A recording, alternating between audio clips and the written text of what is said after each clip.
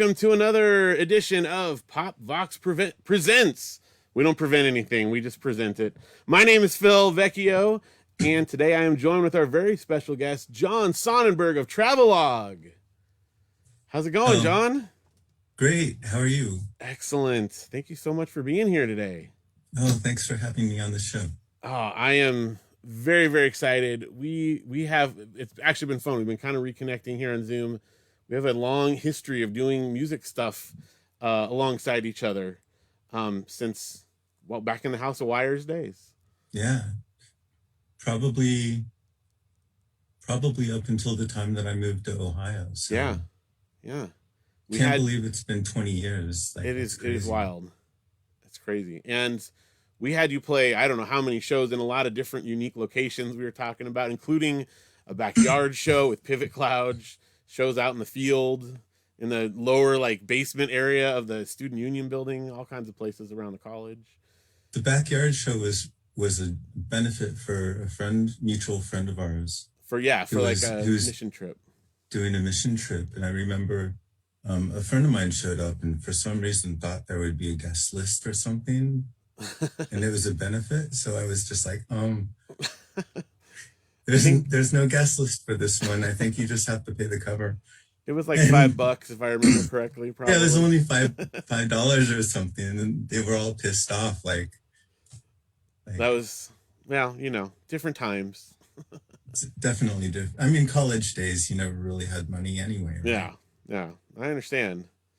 Now, one of the things that I always looked forward to in a House of Wires show, because I helped put on a few of them that you did, and also went to many others that you did. You always had all kinds of fun toys. We were just talking about the marionette that used to make appearances from time to time. Yeah, I was looking for it because I thought I had it pretty handy, but I think it's in a box. Yeah. Kind of packed away, but I did find my Ronald Reagan doll. So. All kinds of stuff. We have a lot of connection with keeping things, mementos of the past. So, do you remember, I'm sure you do, one of them, I think it was the outside one we did on the field, you had made an instrument, and it had, what I remember is there was little tubes, and you would shine like a flashlight in the tube to make different tones. Yeah, actually. Yes. That's leaning up against the wall over here. So, yeah, I still have all of that stuff. That's amazing. So, you just always had the most fun things. Sometimes they worked, and sometimes we had ideas that we thought would be great. And like when we played Tom Fest up in, where was that at? Washington? Yeah, Stevenson, right Washington. Over the corner. When we played Tom Fest, I remember I really wanted to do something like throw something out in the audience, and I thought little parachute men would be really fun. And the parachutes didn't open, and I ended up just kind of beaming the kids that were watching the show. So I just looked like a big jerk, It didn't turn out at all I had envisioned something kind of floating down and all these things crowd, nothing. So sometimes you get these ideas and they were just terrible ideas.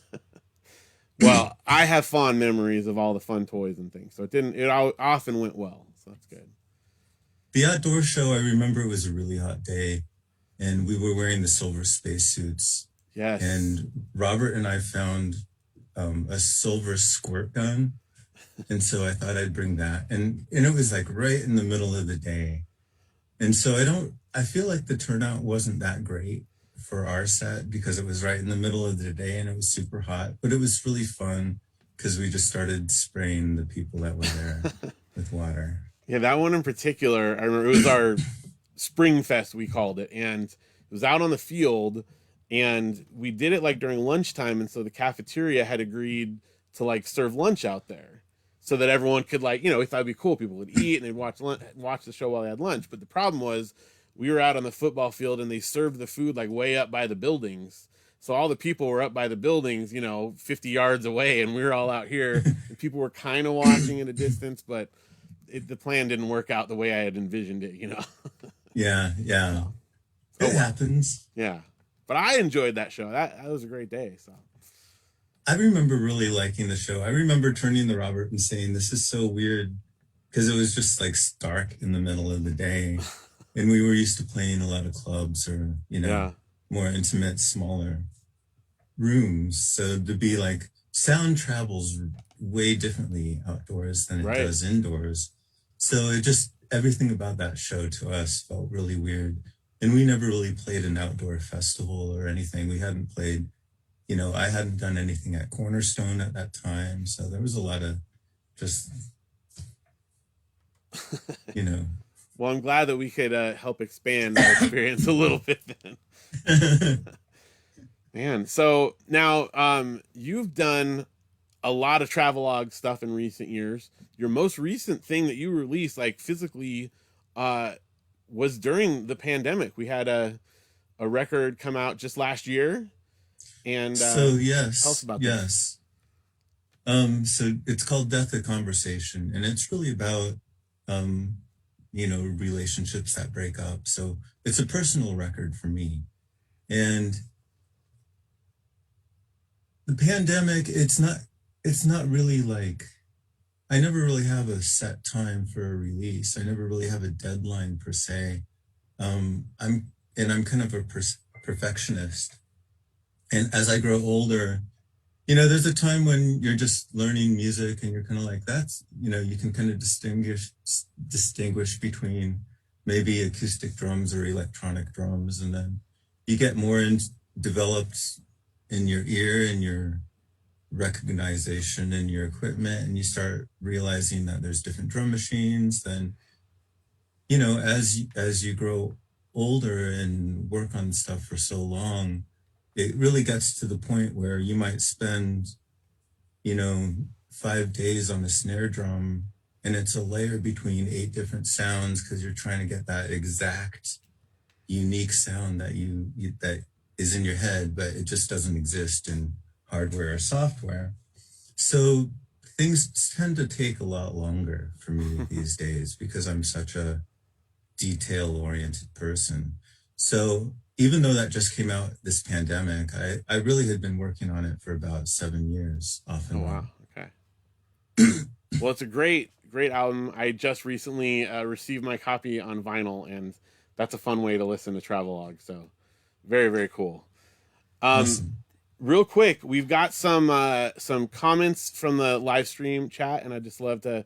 I'm going to turn over to Janelle here, who's my off-camera assistant. Janelle, say hi to everyone. Hi, everybody. Tell us any questions or comments from the chat that we need to be aware of here. All right. Brent actually says it's a great record. Yeah. And then we do have a question here from Andrew. He says, people often have strange ideas of what we do with electronic instruments. What's the oddest/funniest question an audience member has ever asked you after a show? Ooh, that's a good one. Oh. I'm not secretive about things that I have.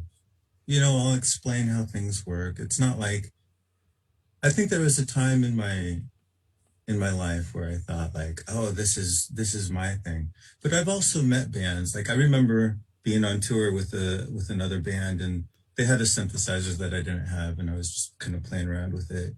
And I had a little recording device there or something, and it wasn't a rare synthesizer. It was like some Moog or something. And they were so offended that I was taking their sounds, and it was just, to me, it was so like, what are you talking about? Like, you give an acoustic guitar to 100 different people and it's going to sound totally different the way they play it. Right. And the way they write songs and things. So when you start talking about a synthesizer that's just capable of limitless sounds, people are going to express themselves differently with that instrument. And because of that, I don't really feel like, like talking about homemade instruments or talking about ideas is really like private. Yeah. But at the same time, I also feel like the stuff that I make, I would never make again. I've already made one, and I made it for myself so I could use it. So I guess one of the questions that I receive a lot from different people is, oh, that's cool. Can you make me one? And I've even had people say like, oh, I'm the keyboardist for so-and-so, and I'm not a name dropper. So there's a lot of people that I've dealt with over the years. Like, I'm the keyboardist for so-and-so, or I work with so-and-so. Can you make me one of those? And it's like, I'm sorry. I don't have enough time in my life to do things like that, but I'll happily share ideas and happily, Right. Talk about the process, that I came up with something. So I guess that's kind of where I go, but I do collect a lot of instruments and have a lot of rarities in my collection too. It's not just homemade instruments. And one thing I've noticed, sometimes I'm bringing something that's just so random and so rare that people think it's a homemade instrument, but it's not, or it's some ethnic instrument from like Armenia or something, but they've never seen one, so they think it's something that I created or made. Well, I think it's a testament to your creativity that people would assume some crazy thing you've got is something that you built, because I certainly would, And sometimes I don't correct them. Sometimes the mystery is just more fun, That's awesome. Any other things there, Janelle? No. Okay, that's good for the moment. Well, Jon, I think it's probably time for us to jump into our first performance. Anything we need to know before we jump into the first couple songs here? I think I kind of announced at the beginning of the video, of this performance. So it is pre-recorded. All right. So I recorded it earlier. Just because one of the things about my live sets and setups, and I think one of the things that people liked about, the House of Wires shows or the Pivot Cloud shows or even the Travelogue shows, I have this philosophy of playing live that I think live performance should be a live performance, to the point where we often wouldn't even rehearse for shows. We would just talk about which songs we're going to be playing, have a set list, we show up, and we just kind of see what happens. And we might bring some instruments, that are unique to that show. But for all the shows, wiring everything together and figuring out which instruments you're going to use, and this video is no exception. What you see on the screen is just a small part of what I'm using, because there's a lot of modular synthesizers and things wired in the background that you just don't see, that I'm controlling with other devices. All right. Well, I'm very excited for this. Let's go to the tunes. This is Jon Sonnenberg of Travelogue, and this is a Travelogue set, even though this first song is actually a House of Wires song. And Robert Guccia, the other half of House of Wires, made this backing track for me, so it's kind of special to me.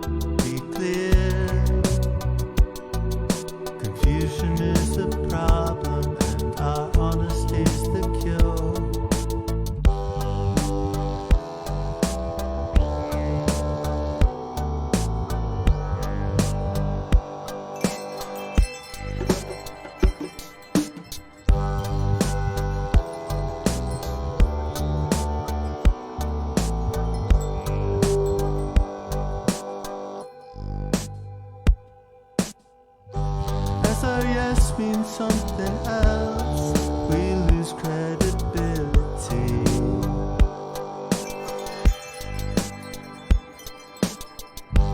And when conversations die, no getting them back.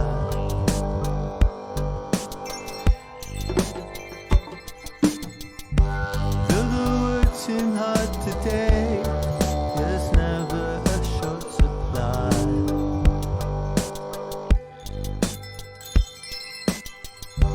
Though the words seem hard to say, you just have to try. Oh, don't speak until there are certain words that offer love, not hate. Oh, be clear. Confusion is a problem, and our honesty is the cure. Oh, don't speak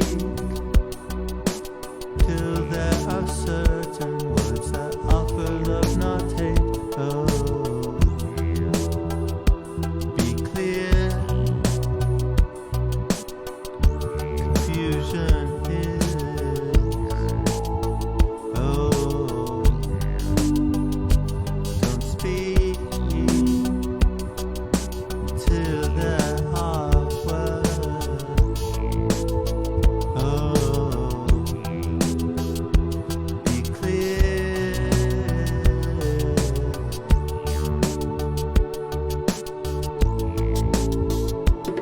Oh,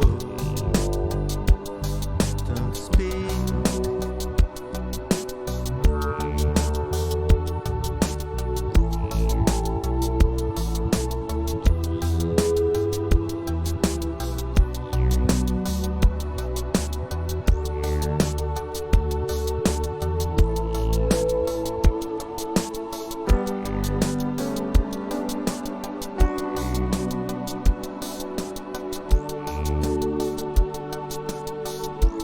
As a yes means yes.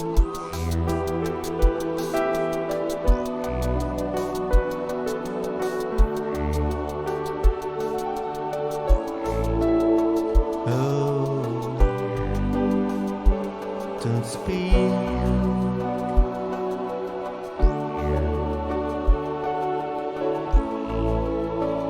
Oh, be clear.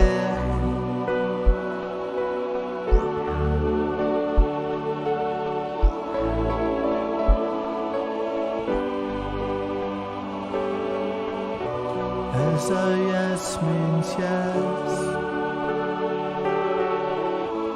and a no means no.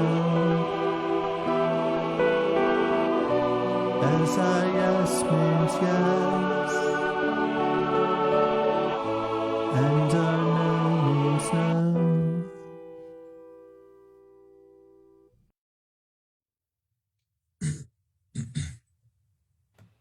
All right, that was so awesome. That perfectly encapsulates what I've always loved about watching your live shows. Is you never know what to expect, and it's always just so much fun. It just puts a huge smile on my face. Nice. Thank you. We do have some more comments and questions here, real quick, before we get to our final song, if you don't mind. Not at all. What do we got, Janelle? So, first of all, Jeremy wants to know, what's the creepiest looking instrument you've built? Creepiest. That was the adjective used. Yeah, Creepiest. I don't know that any of them are creepy. Someone had a response. Somebody did have a reply. A suggestion. I don't see it on mine. The rubber band. Oh, somebody said, you should look for what John called the sample-proof instrument. Maybe not so much creepy, but diabolical. And that was from David. Yeah, I did a lecture at NobCon the last time they had it. Well, I've talked there probably for the last 5 years or so. It's a synthesizer convention for nerds like me in Chicago. And and so I talked about some instrument that I'm in the process of creating. And I'm I have a lot of instruments like that are kind of works in progress. That one's fairly close to being done, except the motor that I want to buy for it is pretty expensive. I have something specific in mind, and when you have, there's always a dilemma of what do you spend money on? Do you spend money on music that you want to listen to? Do you spend money on getting a new record mastered and made, for fans to listen to? Do you spend money on groceries, I suppose?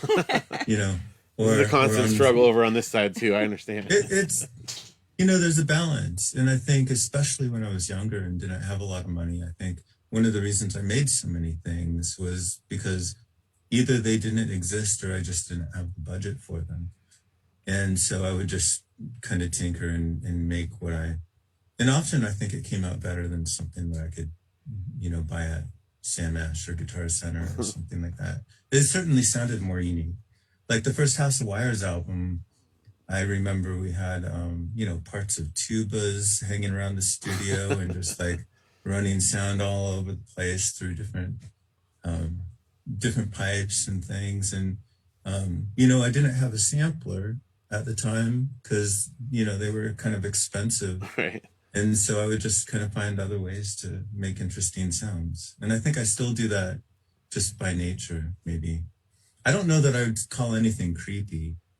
The rubber band, so I had an electric rubber band, but it broke, and it was like really nice. It was a really nice rubber band, if you can call a rubber band nice. And I haven't found a good replacement for it yet, so I just put a regular guitar string on it. Kind of boring. Aw. So speaking of it, Steve says rubber band toy guitar is my favorite instrument I've seen Jon play. He just commented that. And then there was a reply to that comment that said, David said, whatever that glass light bulb is in the Reflections music video was so that I have a confession to make about that is there's a couple instruments that I play in the Reflections music video that aren't real instruments, and I'm just kind of ad-libbing with some props because I thought they looked cool. So that's actually not making sound. I apologize. You heard it here first. All right. That's right. Deceiving the masses. Breaking news. All right. Let's do another question. Kenny says Death of Conversation is such a great album. On SoundCloud, you mentioned that the most difficult sound to make on the album was the chimes in Boldly Speak. What track took the longest to fully nail down? Oh. Boldly Speak was one of the earlier tracks that I had written, and because of that, it took a long time. But I had this idea of this pipe organ sound that I really wanted. And I kind of talk about that in the SoundCloud too. And I ended up spending like 5 months or 6 months building this kind of portable pipe organ just to use on that song. And, the chimes, I wanted that sound. And so I even use them in this video. I just tuned it to a chord for this live set. And, that takes time to cut and tune all of those chimes. It's not an instrument that you can just go out and buy at the store. But when you have a specific ideal in your head, what are you going to do about it? Sample something and then pitch it around. It's just not going to sound the same. So you build it from scratch. So you just have to build it. So, hopefully it's inspirational. I have several reactions from different people. Some people are, I've had people even tell me that they gave up music because they saw how involved things were that I was getting. They just felt like, why bother? But at the same time, I have people that I know I've inspired and that they're building things too, and they send me pictures, and that's exciting. So that's awesome. I hope for the latter. Not to scare people off, yeah. And something that I really do want to say, music obsession comes from influential parents, and I really am grateful and thankful that I had a musical family that always encouraged that part of my life. And then I had several friends, along the way, some people in other bands.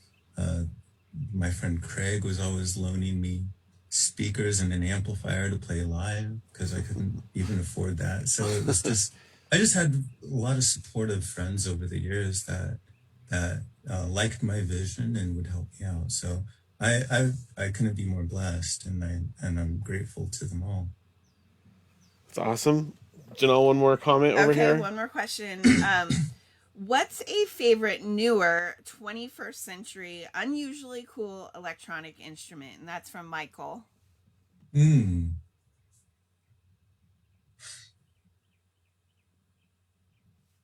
really like the Seaboard Rolly. Out of all the new, there's a lot of controllers out there that are called MPE controllers. They're like multi-touch controllers. iPad is a great platform for a lot of cool apps that are great electronic musical instruments. And the Seaboard Rolly, I have a couple of the other ones. I've played the Continuum, and I've played, I just like the Rolly. I'm going to go with the Rolly. I don't know those. I like the Sensel too, but I think I like the Rolly the best, if that makes sense. Excellent. That's ROLI. ROLI. Anybody who wants to look that up. Okay. All right. Well, I think we may have a few more to get to after, but I think we should. We got one more song that you've performed here, so let's get to it.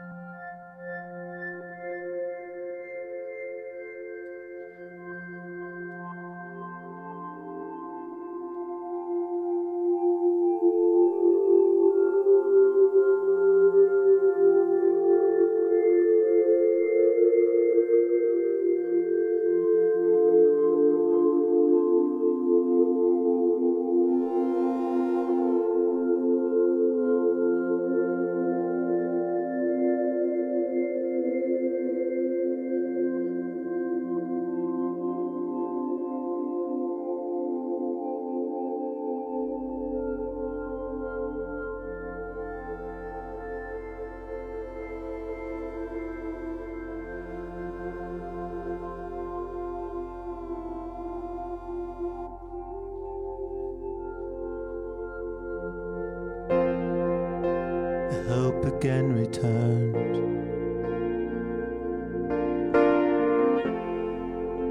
I never saw it fading.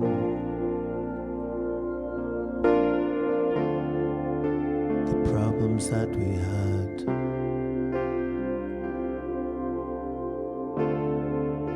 soon became forgotten.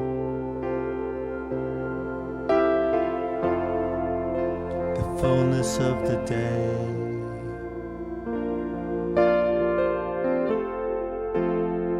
even when it's gray outside, the comfort and the peace,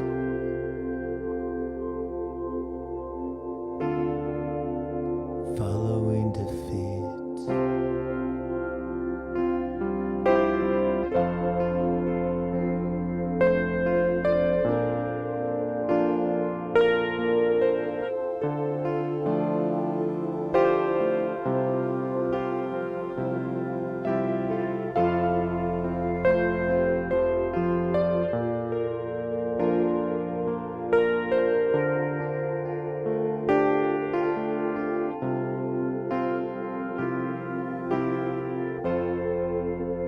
People in this world,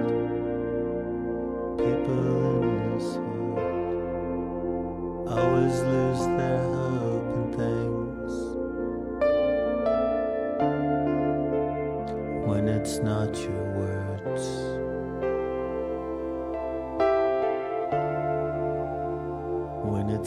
your name.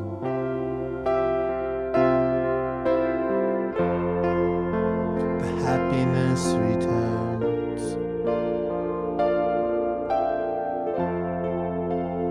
Every sin forgiven. Beautiful and clean.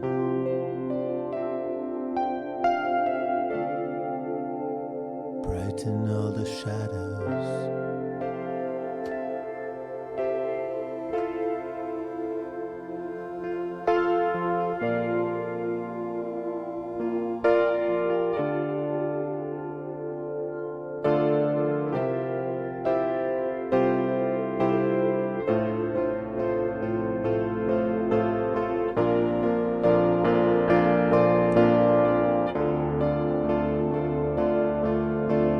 Every storm will see the sun again. Life changer, you're my changer. In every storm we'll see the sun again. Life changer, you're my changer. Oh, in every storm we'll see the sun.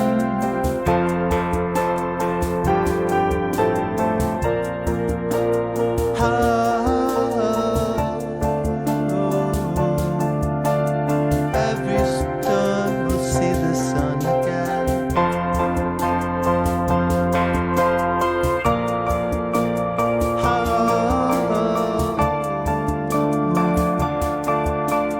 All of life will speak your name again.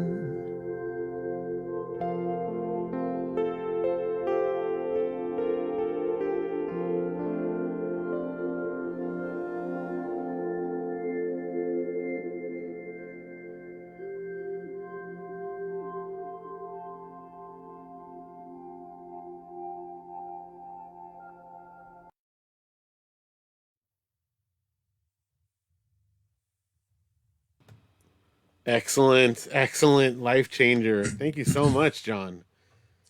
You're very welcome. Thank you for having me. Nathan in the chat here says, love this song, chokes me up. And I totally agree. It's beautiful. Thank you.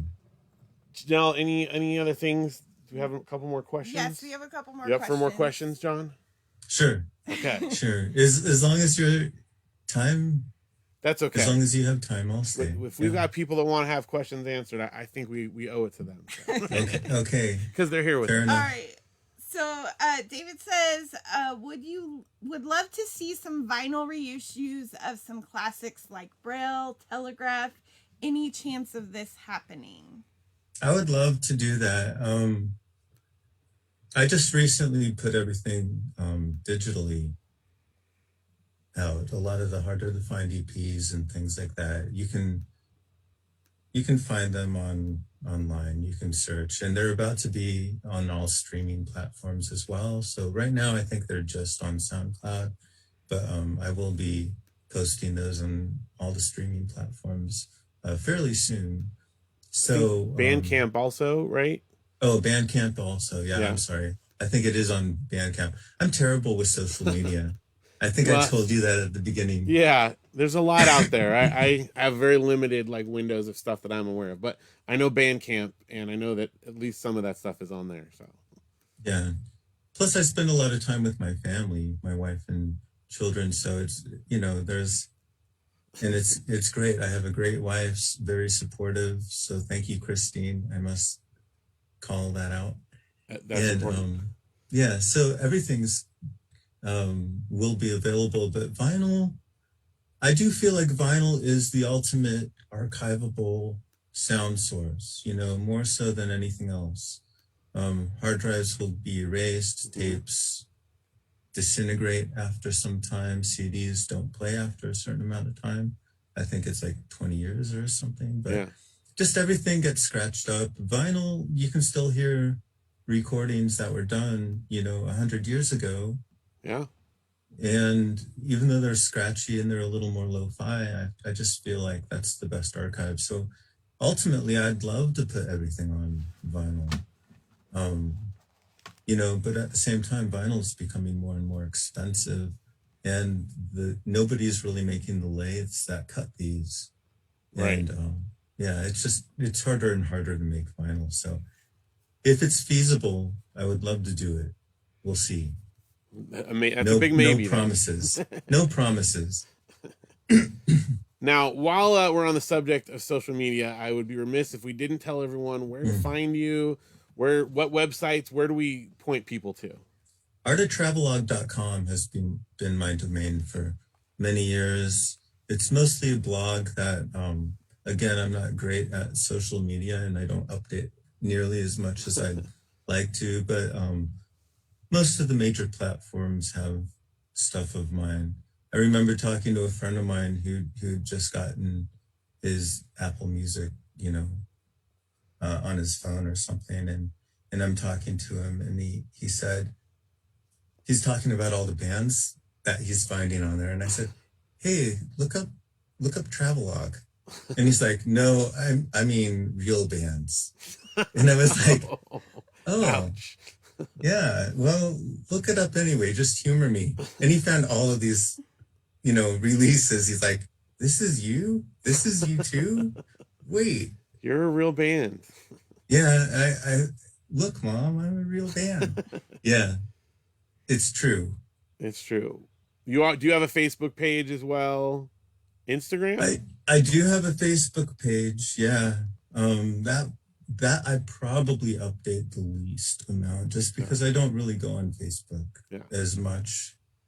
I feel like Facebook's just a big advertisement, and so it's hard to weed through. Well, today we're advertising Travelogue on it, so that's good. Right? Thank you. See, that's the kind of support that I need. People that know social media platforms very well. Because there's just not enough time in the day for me. That's right. Well, you got to spend all your time making amazing music. That's important. So. There you go. And it is a time-consuming process. Yeah. Especially if you're building everything from the ground up, right? True.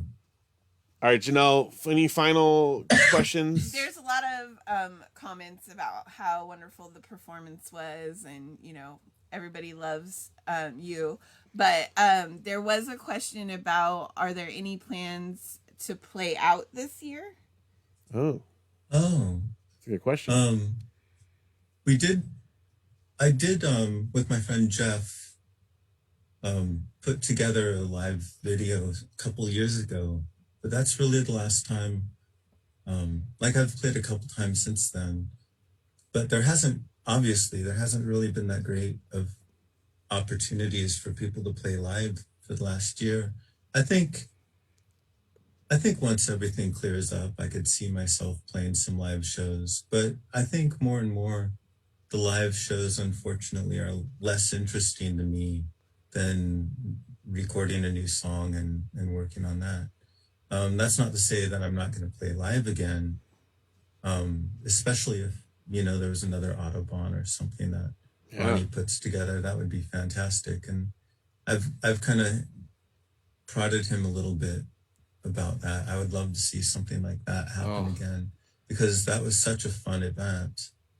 So it'd be great if we could do something like that. I would definitely be all about it. But live shows, I have a love-hate relationship with them because they're so time-consuming. And I think in my earlier years, I'd sleep whenever I felt like sleeping and stay up whenever I felt like staying up.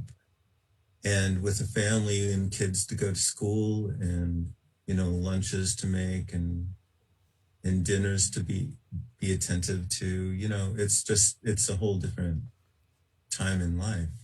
Well, that's why we're doing this at 4 p.m. My time here. So. Yes. Different times. Yeah. And it just happens to be that way. Yeah. Right now. Well, my final question for you, Jon, is what is next? Do you have anything? I know the last one wasn't that long ago, but what's the next project for you? So actually, I'm working my friend Jeff McKee, we're working on a project together. He was in a group, Writ on Water. And we're working on something together that's a little bit more shoegazy. And I'm working on some songs with my wife, with Christine. And we're also, I've been playing around and toying around with the idea of a new Fireworks sequel album. So Fireworks Part 2. Nice. And I have some ideas for that. And then finally, there has been a record that's done that I did with Ronnie Martin several years ago. It's all done and pretty much mastered, but it hasn't been released yet. So I imagine that will come out sometime in the next year. And that's Daphneoramics, is that right? Well, it was not. Daphneoramics, and there's a couple compilations with that title as the band's name. The problem is the real Daphneoramics, who also made music, we decided that we didn't want to release it and people think that it's a recording of Daphneoram, from from that era, and they're disappointed and like, what is this? Right. So I think we're just calling it like Martin Sonnenberg or something along those lines. All right. Well, I look forward to hearing that for sure. That's awesome. Well, it's great catching up. Yeah, thank you so much for doing this today. I know there's a few more comments, but we do need to start wrapping up here. So if we didn't get a chance to answer it, you guys, thank you all for being here and watching live with us. And Jon, I can't tell you how much fun it is to reconnect with you here and do this today. Thank you. My pleasure. It's mutual. I also have to just thank real quick my wife Janelle for helping us out on the side here. Janelle, just say hi. Hi. Always helping out behind the scenes here. The wizard behind the curtain. All right. We do have a number of other pop.vox Presents events coming up over the next several weeks. So I just want to remind you guys all, we have MAP, Miss Angie, The Enigmatic Foe. We just recently added a couple of new ones. Pacifico and Stephen Wesley Giles are going to be joining us for other ones coming up as well. So a lot of fun stuff. Keep an eye out here for new pop.vox Presents. And I think that's going to do it. So thank you once again, Jon from Travelogue. All right, and we'll see you guys next time on pop.vox Presents.